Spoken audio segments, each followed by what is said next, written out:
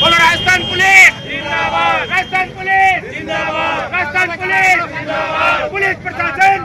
देखिए, अजीतगढ़ थाने में एक प्रकरण दर्ज था और उसमें वांछित मुलजिम की गिरफ्तारी के लिए थाना से टीम गई थी।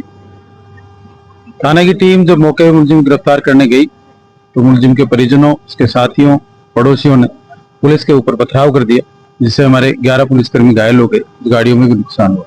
तत्काल अतिरिक्त जाब्ता लेके डिप्टी एसपी साहब और आसपास के थानों का जाब्ता मौके पर पहुंचा, पूरी स्थिति को नियंत्रित किया और तुरंत ही मौके से 13 आदमियों को गिरफ्तार कर लिया गया। वर्तमान में प्रकरण दर्ज कर लिया गया है और उसके जो बचे हुए मुलजिमान हैं उनके लिए अलग अलग टीमें गठित की जाकर लगातार दबिशें दी जा रही है। 44 आदमी जो मुकदमे के अंदर नामजद किए गए, इसके अलावा अन्य अनुसंधान से नाम सामने आएंगे, उसके अनुसार कार्रवाई की जाएगी।